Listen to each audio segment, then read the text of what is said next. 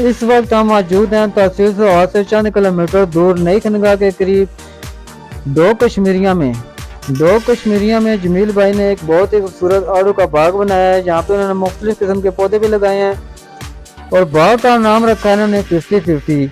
और इसमें कितने पौधे लगाए हैं जमील भाई ने, आइए जानते हैं इनकी ज़बानी। ये आज से 3 साल पहले मैंने यहाँ पे बाग का काम शुरू किया था। 100 पौधे फर्स्ट टाइम मैंने लगाए थे आड़ू के, तो 3 साल उन्हें हो चुके हैं। उसके बाद अनार के हैं 100 पौधे, 50 पौधे ये जिसको जापानी फल कहते हैं, हम लोग भी कहते हैं, वो हैं। कुछ अमरूद के हैं, कुछ डिफरेंट हर किस्म के एक एक दो पौधे लगाए हैं एज ए टेस्टिंग, जिनका रिजल्ट देख के नेक्स्ट ईयर जो है वो प्लाटिंग करेंगे। कितने रकबे पे जमील भाई आपने काश्तकारी की है इस बाग की?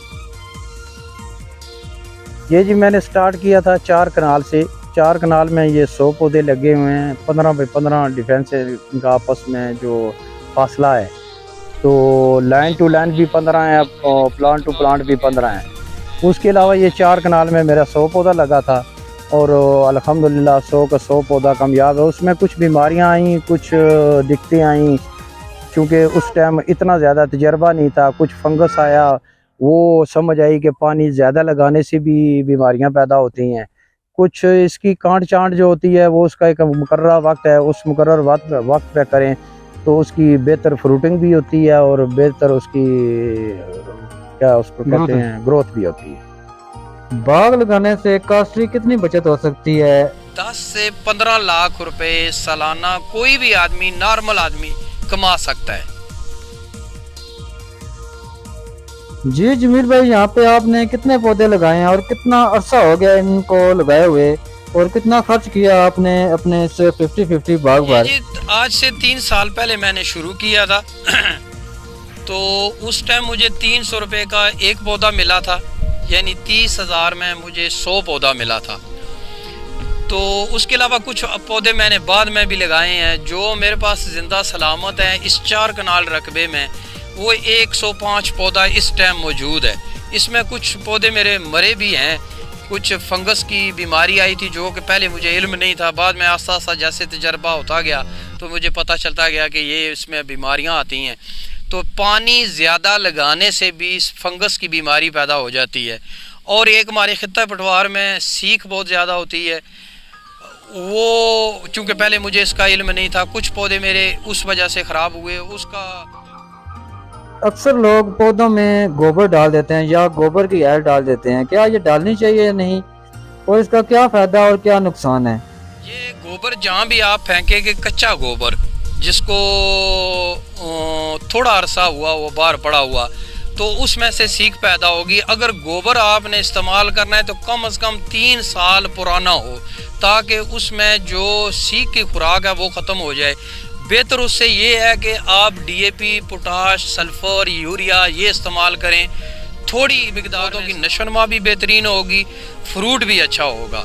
और मेरे अल्हम्दुलिल्लाह जो मैंने तजर्बा किया है, तो अभी मैं जो है ये फर्टिलाइज़र जो भी इस्तेमाल कर रहा हूँ वो यही कर रहा हूँ, DAP, पोटाश और सल्फ़र और यूरिया।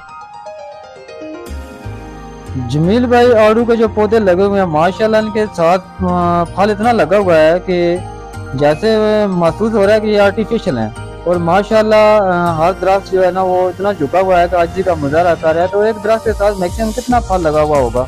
जी ये जो मैक्सिमम अगर आप इसका देखें, औसत देखें पौधों की, तो फी पौधे के हिसाब से इस टाइम तकरीबन 1 मन से ज़्यादा है। मिसाल के तौर पे कुछ पौधे ऐसे हैं जिनके साथ 2 से 2.5 मन है, और कुछ पौधे ऐसे हैं जिनके साथ 20 किलो 15 किलो है। जो औसत निकालें तो 1 मन से ऊपर है ये तीसरे साल में। चूँकि अभी मैं नशोनुमा भी बना रहा हूँ पौधों की, जो गैर ज़रूरी शाखें हैं वो काट रहा हूँ। इसकी अभी अगले साल फिर कटिंग होनी है। तो जब ये मुकम्मल होगा, 5 साल में पौधा ये मुकम्मल होगा, फल तो तीसरे साल में ये दे रहा है। अब मेरा तीसरा साल है, ये कमर्शियल दे रहा है, लेकिन इसकी फरमाया है वो 5 साल तक मुकम्मल होती है। कुछ मैंने गलतियाँ की, चूँकि मैं चाहता था कि मेरे पौधों की जल्दी से जल्दी ग्रोथ हो। इस चीज़ का मुझे इल्म नहीं था। जो शाखें लेफ़्ट राइट पे जा रही थी वो गैर ज़रूरी थी, उनको नहीं होना चाहिए थे। अभी जैसा कि मैं ट्रैक्टर इस्तेमाल करता हूँ, तो ये ट्रैक्टर के साथ ये सामने है, वो उसके साथ टच होती हैं, ट्रैक्टर नहीं इसके दरमियान चल सकता। तो पौधे की इसकी नशोनुमा ऐसी होनी चाहिए कि 4 फुट 4.5 फुट तक नीचे से तना उसका सीधा जाए, ऊपर से उसका ऐसे गुलाई बन जाए। 10 फुट की हाइट पे बिल्कुल सीधा इसको काट दें हर साल। जितना गुमराह होगा इतना ही उसके साथ फसल ज्यादा होगा। तो मैं भी ये कैमरे को दिखाने लगा हूँ कैमरे को कि ये इसके साथ आपने कुछ बोतल लटकाई हुई है, उसमें कुछ केमिकल है, क्या सिस्टम है, इसके बारे में अपनी आप नजरसानी करवाएंगे, इसमें क्या ये चीज़ आपने डाली हुई है? ये सर एक फ्रूट फ्लाई बीमारी आती है, जो एक मक्खी होती है जो डंग मारती है फ्रूट को और उसके अंदर कीड़ा पैदा करती है। उसके लिए तो वैसे तो फर्टिलाइज़र भी हैं और स्प्रे भी होती हैं, लेकिन वो चूँकि महंगी तरीन है, ये हमने एक सस्ता तरीका सोचा है। ये तकरीबन 120 रुपए की सिरका अंगूर का मिलता है, अंगूर का मिल जाए या सेब का सिरका। इससे क्या ये फ़ायदा होता है? फल को फ़ायदा होता है या मक्खी को फ़ायदा होता है क्या? ये जब मक्खी इस पे फ्रूट पे आती है तो वो पानी समझ के इस बोतल के अंदर दाखिल होने की कोशिश करती है, तो जो ही उसके अंदर दाखिल होती है, चूँकि सिरका होता है, सिरका जो है वो इसके लिए मौत है, तो वो मक्खी वहीं पे मर जाती है। और अल्हम्दुलिल्लाह मक्खी या दूसरी नहीं, ये और मक्खी होती है जो फलों को ख़राब करती है, जैसा कि अमरूद के अंदर कीड़ा आ जाता है। नाम आपको कोई इल्म है? नाम मुझे उसका याद नहीं है, लेकिन उसकी तस्वीर मैं आपको दिखा सकता हूँ।